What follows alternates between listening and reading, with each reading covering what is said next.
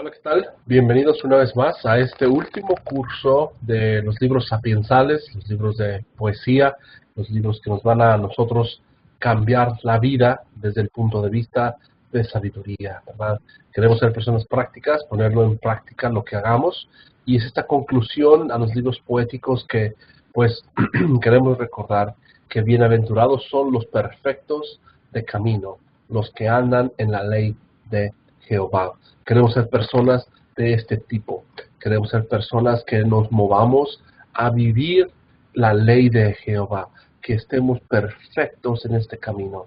Y es lo que nos hace ser bienaventurados, ¿verdad? Son los que nos hacen ser perfectos en la palabra de Dios.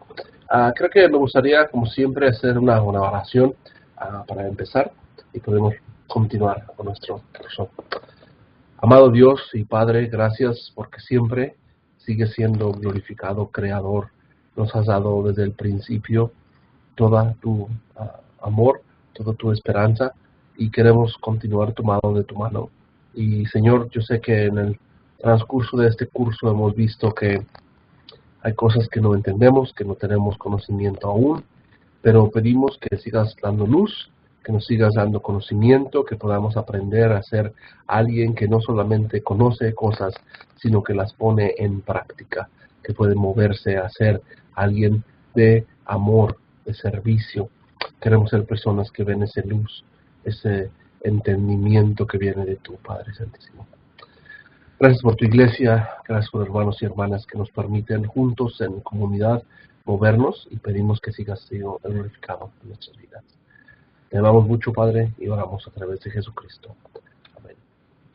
Estuvimos hablando en el libro de Santiago, por ejemplo, los diferentes aspectos de la sabiduría como un espejo, como algo que podamos ver y podamos recordar quién somos nosotros, y podamos ver qué es lo que Dios quiere que seamos nosotros también.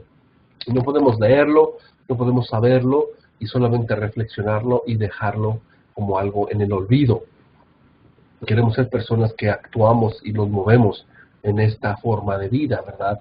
Hay muchas partes que a veces es difícil poner en práctica, pero es parte de lo que la sabiduría nos va a llevar a tener.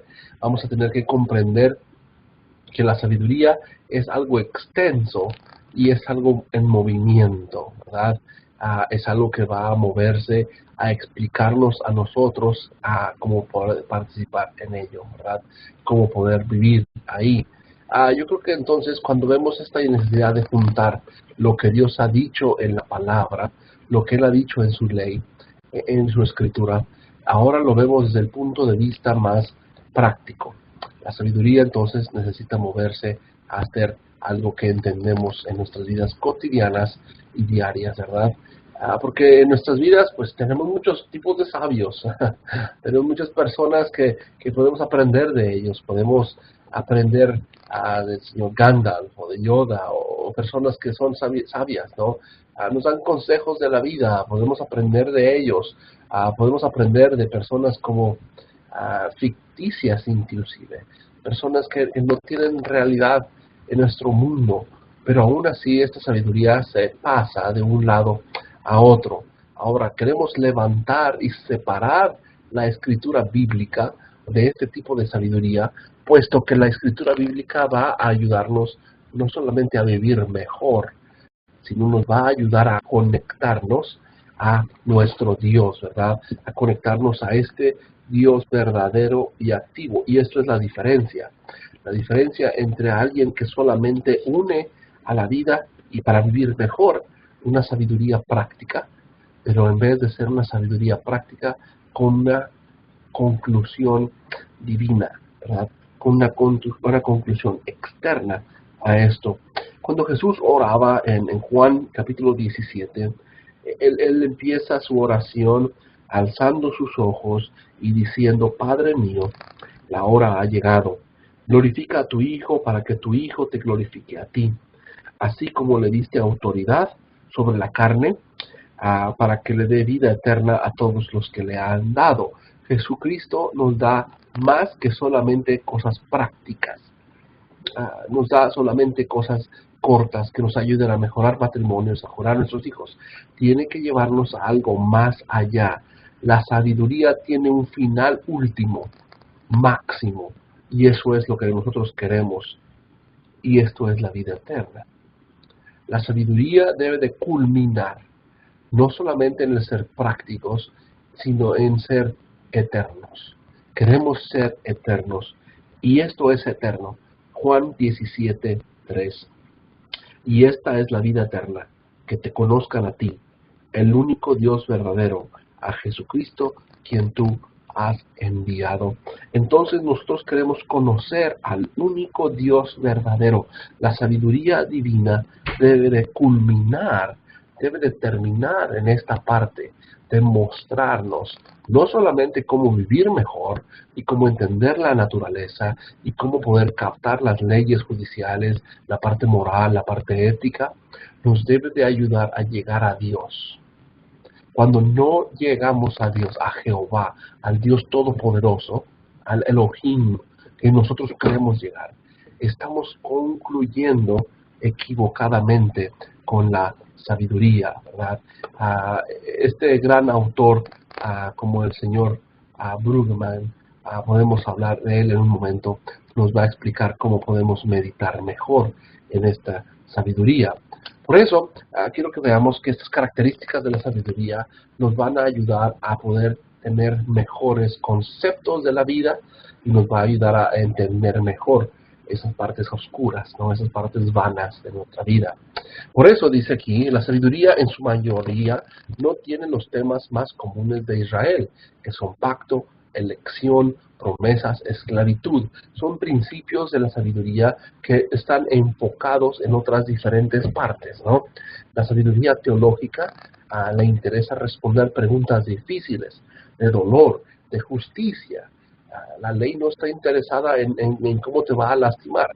La ley es blanco y negro, el ojo por ojo, diente por diente.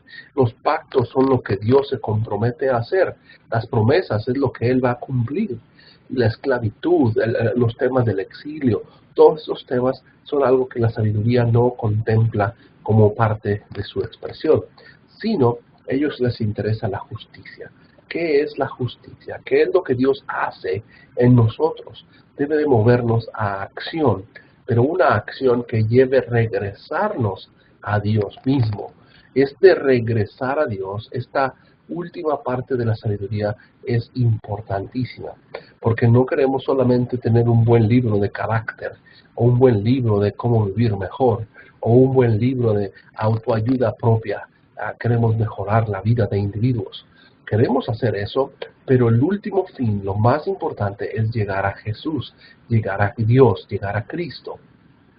La sabiduría es antigua y ha sido tratada, probada, aceptada por muchas generaciones. Es algo que no es algo nuevo, no es algo que surgió en Estados Unidos o en Inglaterra o en estos lugares modernos. La sabiduría ha sido pasada de generación a generación, ha sido pasada de un lugar a otro, de lenguaje a lenguaje, y aún así se mantiene como algo verídico. Podemos leerla y aún así podemos entender que aplica a nuestros diferentes conceptos, a nuestros contextos e inclusive a las circunstancias donde podemos estar. Sus raíces es la creación con armonía, está importándose el conocer al mundo.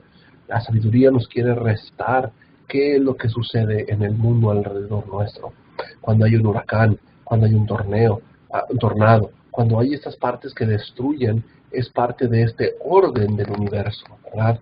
Es lo que hablábamos de Job, cuando Dios contesta a Job y dice, mira las constelaciones, mira las luces, los animales, el venado, todas estas partes es lo que nosotros vemos que Dios expresa y se ha mantenido a lo largo de las generaciones.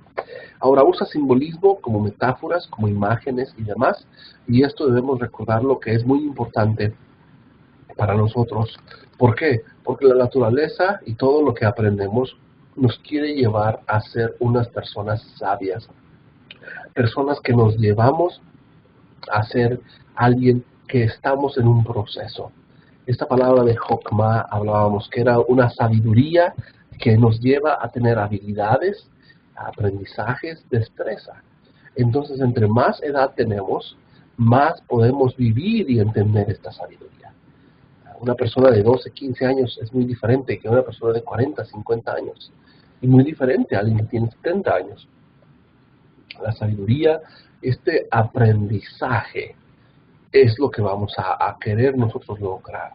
En otras palabras, no es algo que vas a tomar de este curso y salir experto, porque es un caminar, es un estar en constante relación con Dios, con el texto, y vivir en un mundo de ser estudiante, de ser persona que está sometida al texto. Esto ha existido en otras partes, ¿no? Como en Éxodo, en Daniel, en los Salmos, cuando construyeron el tabernáculo. Dios les dio a ellos la sabiduría para poder construir todo lo que tenían, ¿verdad? Todo lo que está ahí. Vamos a leer en Éxodo, por ejemplo, 31:3.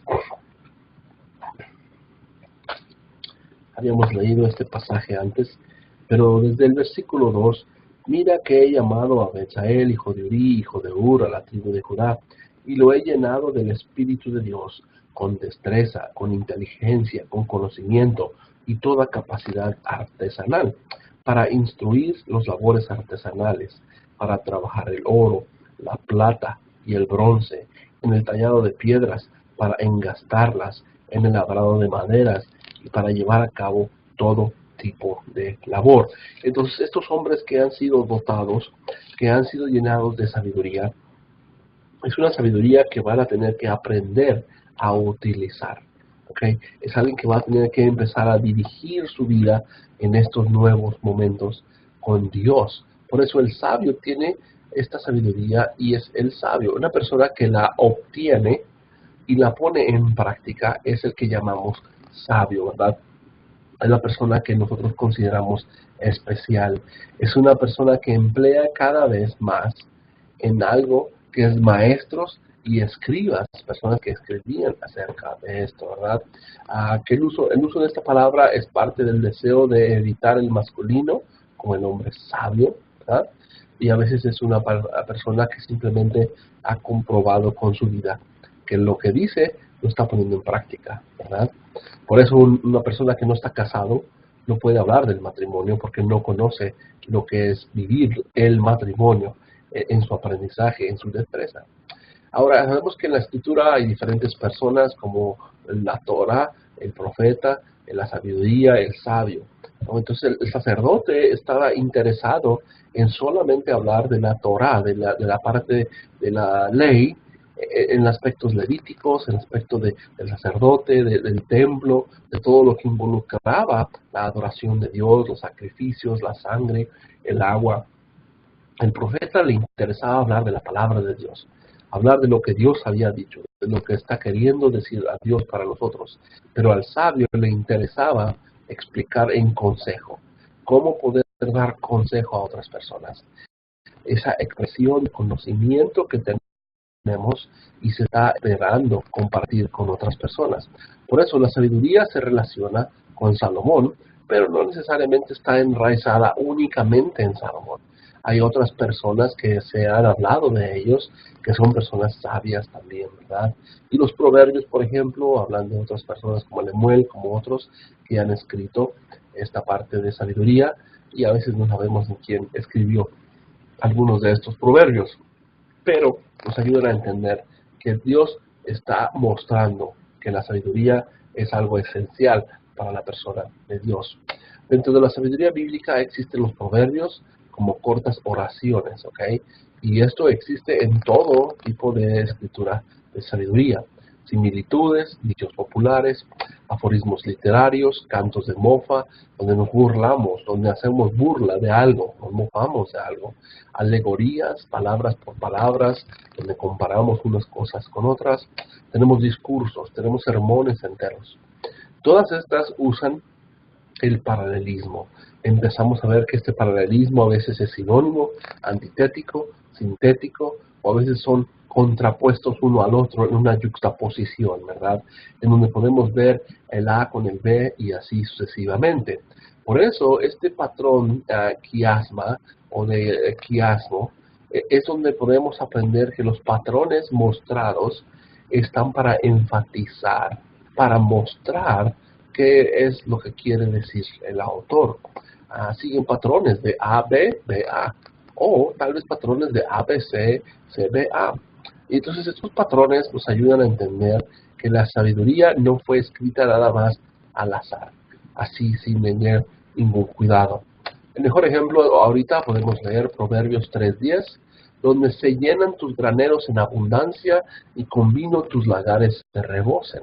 Entonces vemos el paralelismo que el autor tiene, donde se llenen va junto con rebosen, y tus graneros va con tus lagares, y tu abundancia va con vino, y esto está unido con la palabra y, ¿verdad? Entonces, cuando estamos hablando de estos conceptos, lo que quiere recordar es que necesitamos llenar, rebosar, ¿verdad? Con abundancia nuestros lugares importantes, nuestros graneros, nuestros lagares. Porque en esta época la persona que tenía graneros grandes y lagares grandes, pues iba a tener que comer e iba a tener que tomar, ¿verdad? Que vivir. Entonces, estas partes son lo que al autor nos estaba dejando y tenemos que leerlos de esta manera. Ahora, lo que leemos en la sabiduría es algo importante. El uso de las asonancias, palabras que suenan bien juntas, a veces son importantes, ¿no? Como calles y plazas. La sabiduría clama en las calles, alza su voz en las plazas. Son palabras que usan similitudes, son partes que nos ayudan a entender que simplemente la sabiduría está afuera, anda en las calles, anda en las plazas. El uso de la aliteración, se usa el alfabeto para formar acrósticos.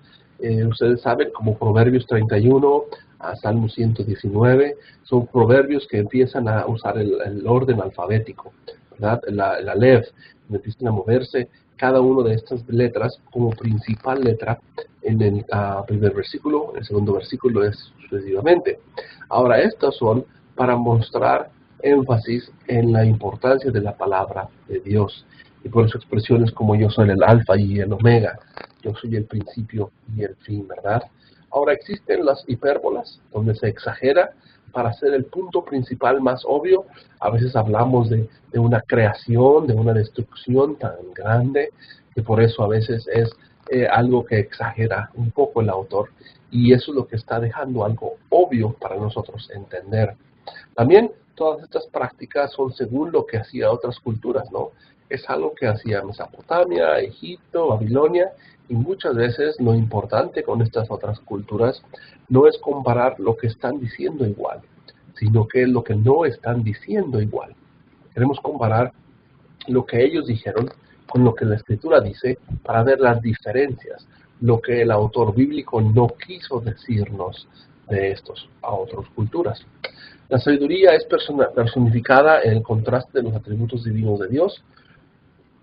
En otras palabras, está enraizada. La sabiduría está enraizada en la palabra de Dios, en lo que es Dios, en su ser, en su identidad, ¿verdad? Como en el libro de Juan, el cuarto evangelio, habla mucho de lo yo soy de Jesucristo. Él quiere que veamos a Jesús con su identidad de ser puerta, de ser luz, de ser un pastor, de ser vida. Cuando nosotros vemos en el Antiguo Testamento, la sabiduría está personificada para mostrar los atributos del Dios vivo. Por eso él termina con Job diciendo, lo único que te debe de importar es quién soy yo, ¿no? Y cuando Moisés está sacando al pueblo de Israel, ¿qué es lo que lo que Dios le contesta a Moisés? Solamente yo soy. El yo soy es lo único que debes saber. Estos atributos de Dios en su ser es lo que nos va a ayudar a entender que Él sabe lo que está diciendo y Él tiene el control y Él tiene la soberanía de esto que estamos hablando. Entonces, los usos de la sabiduría bíblica tienen que empezar con datos, con información, deben tener conocimiento y debe de culminar en sabiduría, ¿verdad? Por eso la orientación práctica es importante, cómo saber cómo ponerlo en práctica lo que estamos leyendo. Depender de Dios es muy importante, nos debe de llegar a depender de Dios. La sabiduría divina nunca nos va a separar de Dios. Nos debe llevar a este conocer, versículo 3 del capítulo 17 de Juan. Porque, por ejemplo, yo puedo buscar casarme con una mujer y voy a la internet y busco en las páginas de Facebook o de Twitter o cualquier página y empiezo a decir, wow, esta mujer me gusta. Y puedo empezar a buscar palabras y conocimientos de ella, fotos, y puedo decir, wow, es la mujer que yo quiero conocer. Y empezamos a buscar más información de ella.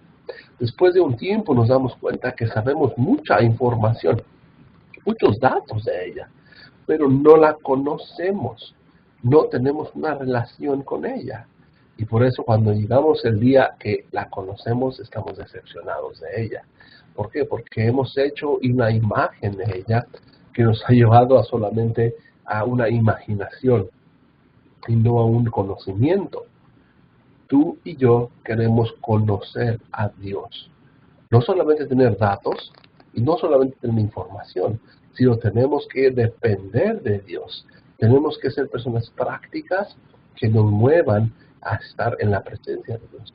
Y muchas veces es en silencio, muchas veces es en oración y a veces es en esos momentos difíciles, donde el sentimiento, donde el amor no nos está permitiendo mover más allá de lo que ya habíamos hecho, ¿verdad? Ahora, por eso provee autoridad indirecta de Dios. Cuando nosotros leemos la sabiduría, estamos aprendiendo a tomar autoridad indirecta de Dios. Él nos dice a nosotros qué hacer y lo esperamos de otras personas, ¿verdad? Esperamos que Él funcione así. Produce teología de la creación en justicia y retribución. Habíamos hablado de que por eso la sabiduría nos recuerda lo importante que es la creación, todo lo que está alrededor nuestro, y cómo esto es justicia de Dios, ¿no? Cómo es que un león es devorado, perdón, una gacela es devorada por un león, y eso no parece justo, pero esto es retribución. Esto es lo que la creación ha sido dejada a las manos de Dios. Por eso nos acerca a Dios personalmente. Nos recuerda la sabiduría que somos creados a su imagen, que tenemos algo que es más allá de lo que podemos ver rápidamente. No solamente te ayuda a tener una buena economía, buen dinero en tu bolsa, te ayuda a estar en la presencia de Dios. Cuando tienes una relación íntima con tu esposa, cuando estás en la iglesia con otras personas, que te relacionas con otros, en estos momentos Dios está ahí con nosotros, nos está acercando más a lo que Él ha hecho y lo que Él hará con nosotros. Entonces la sabiduría es la culminación de datos, información, conocimiento, con el último propósito de darnos orientación, porque a veces nos desorientamos, nos perdemos el propósito de lo que estamos haciendo, pero también nos ayuda a tener dependencia de Dios, a mantenernos conectados con Él, nos da autoridad que Él indirectamente nos da a nosotros. Por eso yo puedo exhortar al hermano, yo por eso puedo hablar con mi hijo y disciplinarle. Esta autoridad indirecta de Dios la obtenemos por la sabiduría. Y muchas personas dirán, ay, pues tú crees que sabes mucho. Pues no es lo que yo sé, sino que es lo que Dios me da a través de esta sabiduría. Y por eso podemos predicar, por eso podemos enseñar, por eso podemos empezar a tener autoridad y a ser partícipes como Jesús lo fue también, ¿verdad? Y por eso queremos regresar a esa sabiduría que nos lleva a Jesucristo. La sabiduría necesita regresarnos a Jesucristo. Pero antes de ver esta parte, me gustaría que pudiéramos ver este libro del señor Brueggemann, que se llama La Teología del Antiguo Testamento. En su capítulo 24, habla de esta parte de el sabio como meditación. Es importante notar que tú y yo queremos ser personas sabias. ¿Qué es lo que podemos aprender de este curso? Es que tú y yo necesitamos ser personas más sabias, ¿verdad? Ahora él habla de cómo este respecto al sabio como mediador sea algo perdido por la Torah y por la importancia del culto, ¿verdad? Ahora, por eso existe un resultado de una investigación para mostrar cómo ha resumido esto a 6 aspectos. Número 1, la teología sapiensal es una teología que refleja sobre la creación, sobre sus existencias y sus órdenes y sus dones, ¿verdad? Habíamos hablado de esto, que es algo que nos ayuda a ver cómo la creación misma está. Número 2, los datos para esa teología son las vivencias que en su mayor parte no pueden ser suprimidas mediante la imposición de categorías hermenéuticas e imperativas. Entonces la naturaleza va a ser algo que sale nada más, al igual que lo que sale con nuestras vidas en la iglesia, ¿verdad? Se comprende y se percibe que la experiencia tan infiabilidad, regularidad y coherencia, de modo que es posible realizar observaciones globales que se pueden mantener a través de una rica gama de evidencias concretas. Y también la fidelidad y regularidad de la coherencia de la vivencia posee una dimensión ética que no deja de moldear, y algunos de ellos hablan de la valoración de las vivencias como algo que manifiesta, son esas experiencias que decía. Nosotros estamos experimentando esto, nos dan una coherencia entre las exigencias y las garantías éticas que se han percibido con una especie de teología natural, es decir, se trata de una teología que revela quién discierne con seriedad algo del carácter oculto y de los estresillos del conjunto de la realidad. De esta manera, los maestros de sabiduría no dependen para sus intuiciones de los oráculos proféticos o del decreto de Sinaí, o sea, la ley de Moisés, el Torá, sino que claman explícitamente su carácter revelador, sino que creen que lo que se da como verdadero aparece en las vivencias también discernidas, ¿no? Sabiamente. Cuando nosotros estamos practicando la sabiduría, es que estamos dando esta parte de tendencia de sabiduría para tener algo verdadero. En otras palabras, encontramos la verdad a través de la práctica de la sabiduría.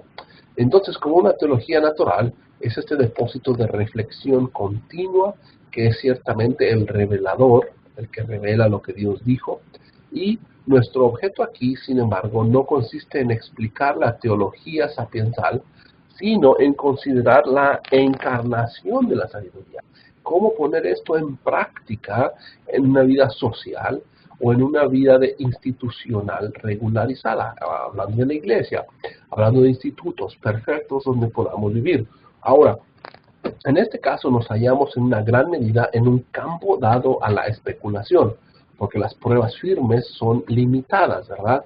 Entonces queremos ver que el propósito del sabio, de la sabiduría, es llevarnos a vivir en donde estemos, cerca de la palabra de Dios, pero últimamente regresarnos a Dios, ¿verdad? Algunas de las partes de este concepto me gustaría que viéramos es cómo se puede interpretar el libro de diferentes maneras, ¿no? Por ejemplo, cómo se afecta el uso de la ley, el uso de la escritura, ¿verdad? Y por eso me gustaría terminar con esto diciendo, con especial influencia del señor Van Rad, ha propuesto que la apocalíptica es una evolución tardía de la enseñanza sapiensal. Cuando estamos hablando del apocalipsis, cuando estamos hablando de la interpretación futura de la escatología del mundo, se está hablando que esa es la última forma de sabiduría.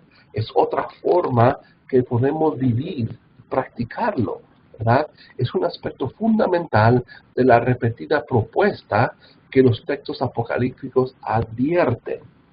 La sabiduría culmina en los textos apocalípticos. Advierten a los tiempos están fijados y que los resultados de la historia del mundo están preparados en una forma que reflejan los maestros de sabidurías en su noción de un tiempo oportuno, ¿verdad? Eclesiastés 3, 1 al 8.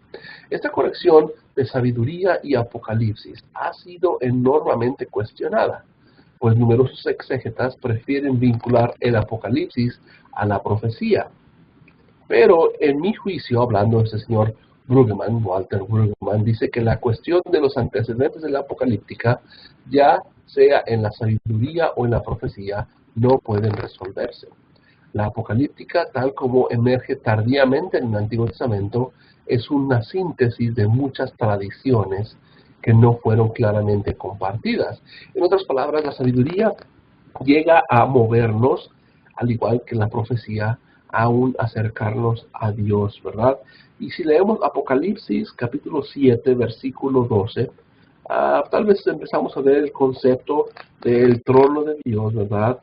Lo que sale después de esta gran aflicción, y dice que están vestidos de blanco, versículo 9, versículo 10, claman en alta voz, y versículo 11, todos los ángeles que estaban debajo de pie alrededor del trono empiezan a moverse, y dice el versículo 12, ellos adoraron y estaban delante de Dios, se postraron en sus rostros y decían, amén, la bendición, la gloria, la sabiduría, la acción de gracias, el honor y el poder y la fortaleza sean a nuestro Dios, por siempre y para siempre.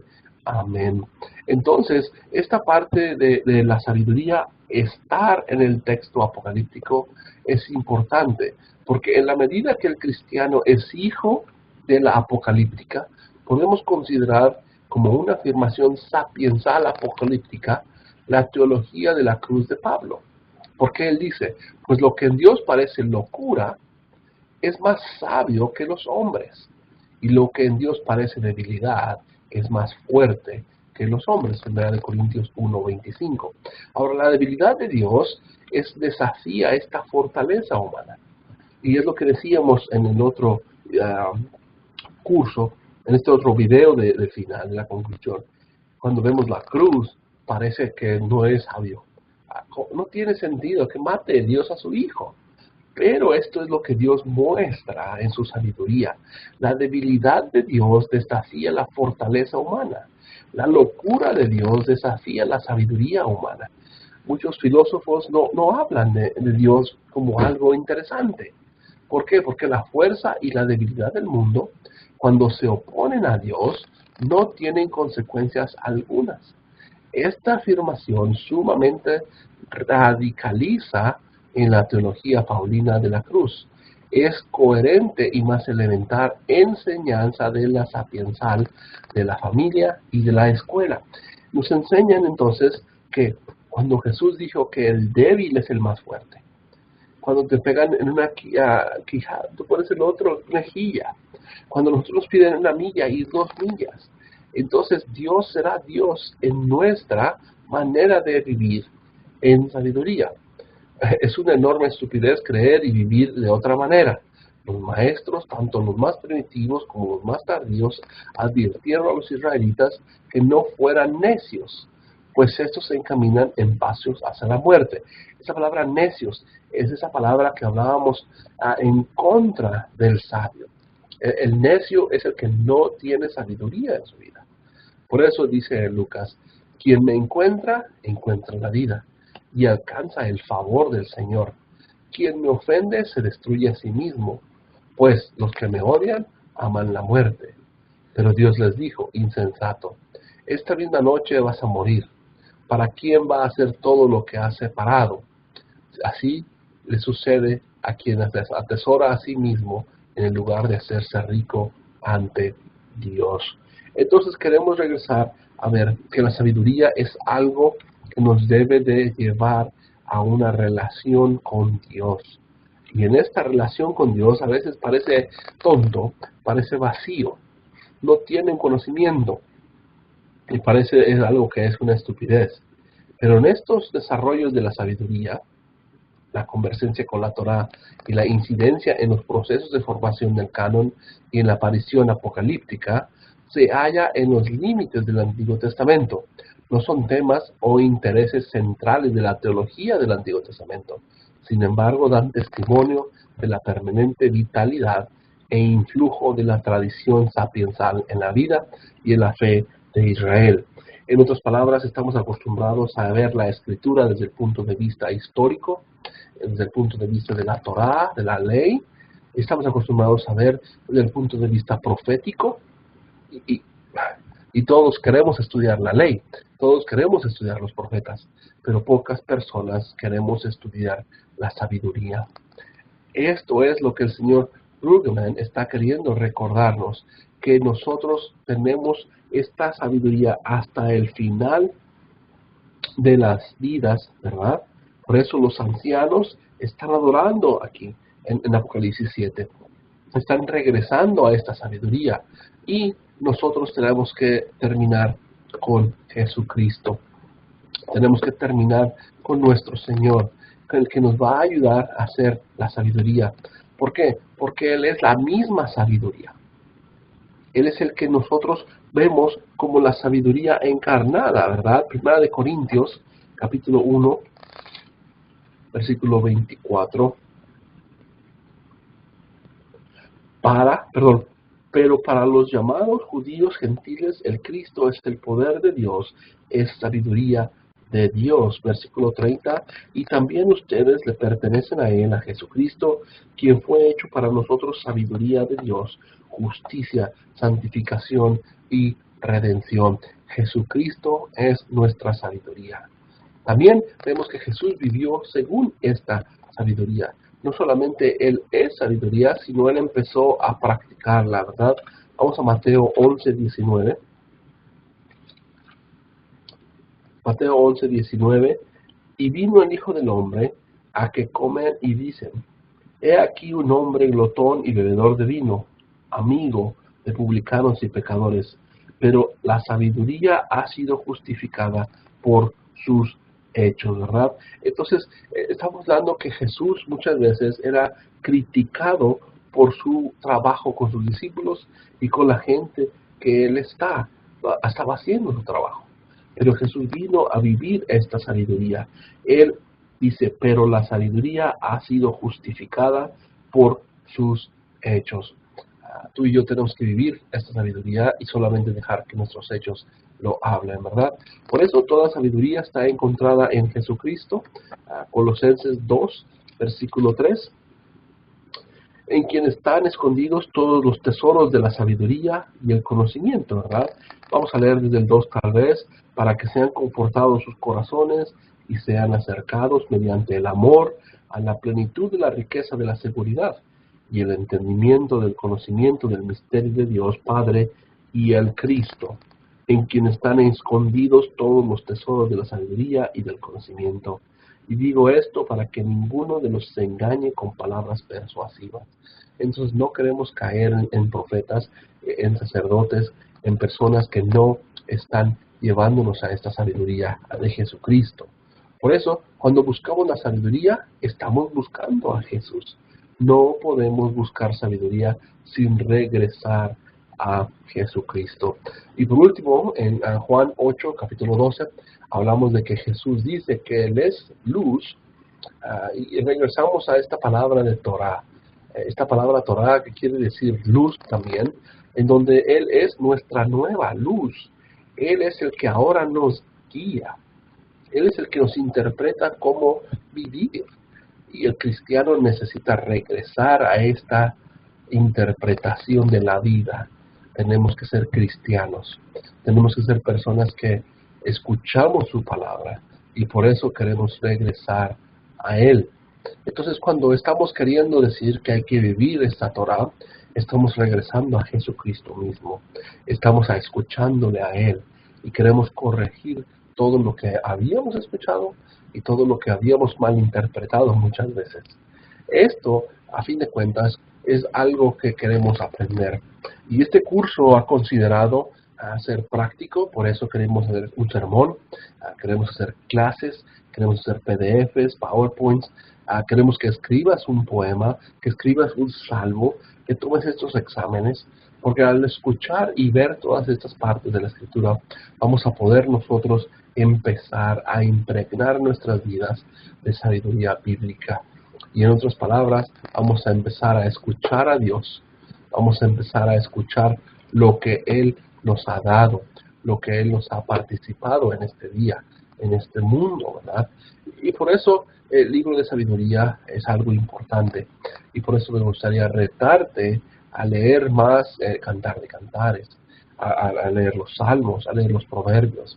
Utilízalos en tus ministerios, utilízalos en tus sermones, implementalos en tus ilustraciones, usa las metáforas, usa los paralelismos, cómo poder entender conceptos teológicos para nosotros vivir esta luz que es Jesucristo en nuestras vidas. Esto es lo que es sabiduría. No podemos hablar solamente de profecías, no podemos hablar solamente de leyes, qué hacer y qué no hacer. La sabiduría bíblica es un camino, es una forma de vida que está en todo lo que hacemos, en todo, inclusive en nuestros matrimonios, a nuestros dineros, nuestras saludes. Y creo que esto podemos aprender en el sufrimiento, inclusive. El libro de Job habla de estos sufrimientos y podemos nosotros aprender a vivir en ellos, ¿verdad? Recuerden entonces que esto es algo que podemos aprender como una introducción y sobre todo que lo encontramos, lo culminamos en Jesucristo. Y esto es la vida eterna para nosotros. Que Dios te bendiga, que estés bien en este curso, que puedas aprender lo necesario, que puedas empezar a buscar tu presencia en el reino de Dios, en los ministerios donde estés, y puedas empezar a implementar la sabiduría divina.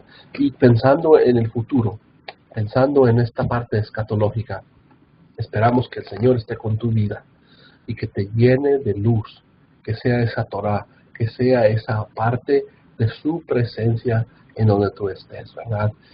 Y esta sabiduría se encuentra en Jesucristo y por eso somos la iglesia de Cristo, somos la iglesia del Dios vivo y verdadero. ¿Por qué no hacemos una oración final para terminar? Padre, gracias por todo lo que nos das.